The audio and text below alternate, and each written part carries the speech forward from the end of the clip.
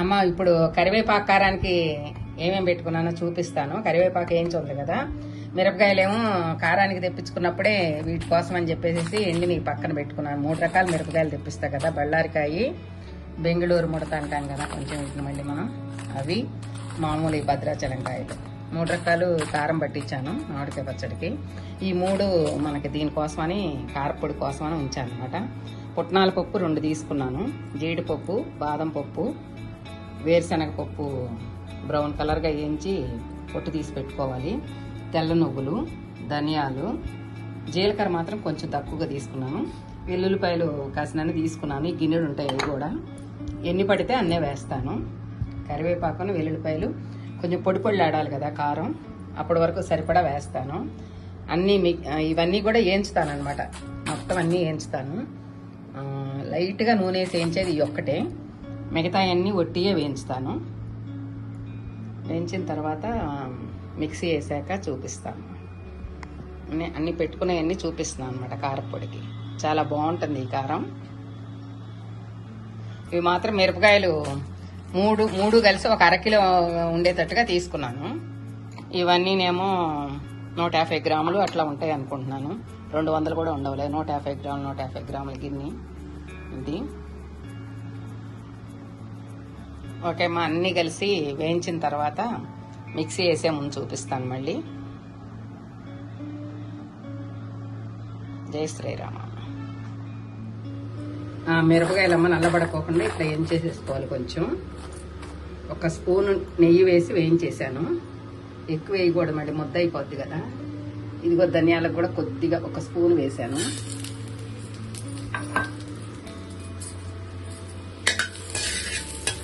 ధనియాలు కొంచెం వేగిన తర్వాత దీనిలోనే జీలకర్ర వేసేసి అన్నీ వేసేస్తాను. ఇంకా చూపిస్తాను అవి కూడా వేసాను. మా ధనియాలు ఇలా వేగిపోయినాయి కదా, ఇంకా మిగిలిన అన్నీ కూడా వేసేస్తున్నా, వేడవుతాయి.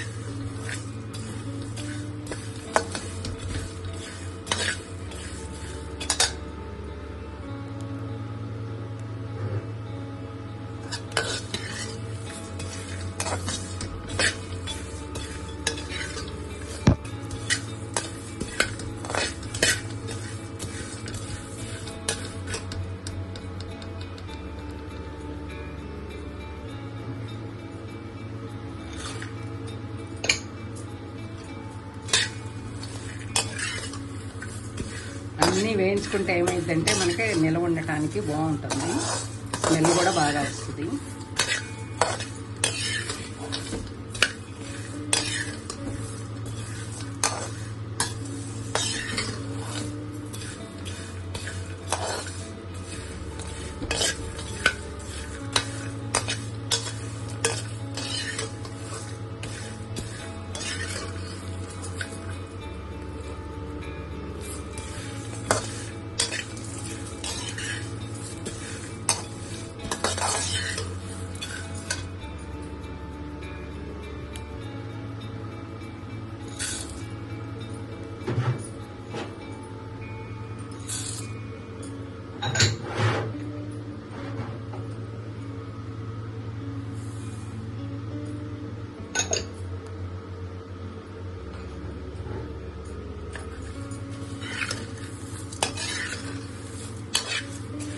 వేరుశనగ పప్పులు బాగా వేగినాయి కదా, చిప్పర్లో వేద్దాం.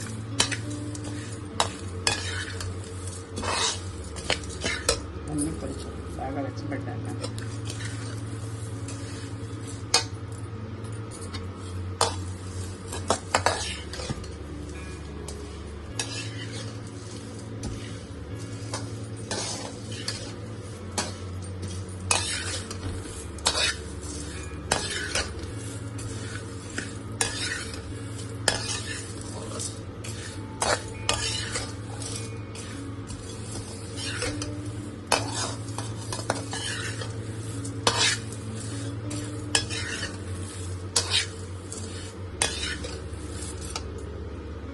ఉప్పు ఏమో ఈ గిన్నెలో సగం తీసుకొని మిక్సీ వేసేస్తాను. వేయించి ఉంచుకున్నాను కదా ఉప్పు, కళ్ళుప్పు, అది సగం తీసుకొని మిక్సీ వేసేసుకుంటే చూసుకొని వేసుకోవచ్చు. దాంతో సగం పట్టుద్ది అనుకుంటున్నాను.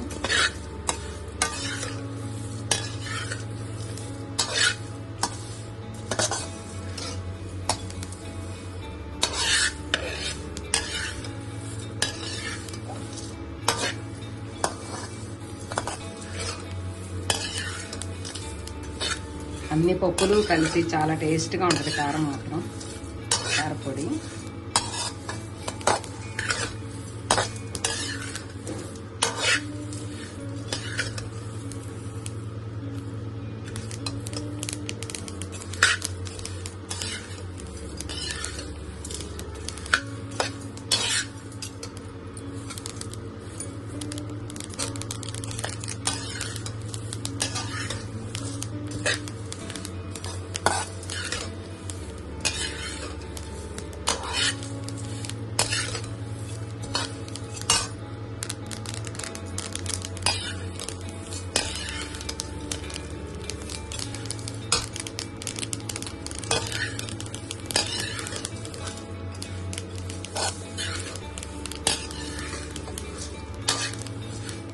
చాలీలు మాత్రం వేడెక్కితే వేరుశనగపప్పు కూడా వేసేసి గ్యాస్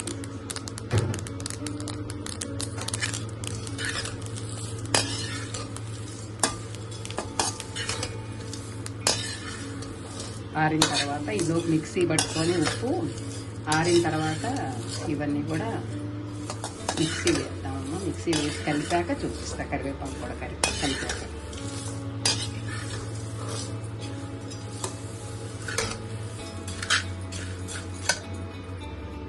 ఎండబెట్టి పొయ్యి మీద కూడా కొంచెం వేడి చేసి దాచుకుంటే ఇట్లా చక్కగా పొడి పొడిలాడుతూ ఉంటుంది కళ్ళుప్పు.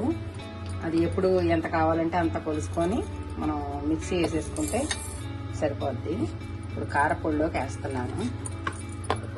మిక్సీ వేసాక అమ్మ ఎండబెట్టి కొంచెం వేయించిన ఉప్పుని మిక్సీ వేస్తే ఎంత తెల్లగా బియ్యం పిండిలాగా ఎట్లా వచ్చింది చూడండి, పొడి పొడిలాడుతా. ఉప్పు కూడా మనం ఇలా వాడుకోవాలన్నమాట. కొంచెం చెమ్మగా ఉన్న ఉప్పు అది పచ్చళ్ళకు వాడకూడదు. మనం ఇంట్లోకైనా కూరల్లోకైనా కూడా ఇట్లా చేసుకుంటే చాలా బాగుంటుంది.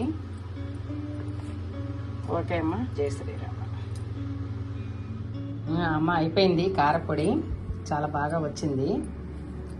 కాకపోతే వెల్లుల్లిపాయలు అన్నీ పట్టలేదు, ఒక సగం పట్టినవి గుప్పుడు పైన వేసాను అంతే, స్మెల్ కోసం. తర్వాత ఉప్పు కూడా నేను చూపించిన ఉప్పులో ఇది మిగిలిపోయింది. నేను దీనిలో సగం మిక్సీ వేసాను కదా, కొంచెం అంత మిగిల్చాను, సరిపోయింది అయినా ఉప్పు చూస్తే. కరివేపాకేమో పట్టిన వరకు వేసాను, దీనిలో చాలా చూపించాను కదా, కొంచెం అంత మిగిలి చేశాను. ఇది పొడి పొడిలాడుతూ ఉండాలి కదా, ఇంతవరకు సరిపోయిందని అనుకుంటున్నాను.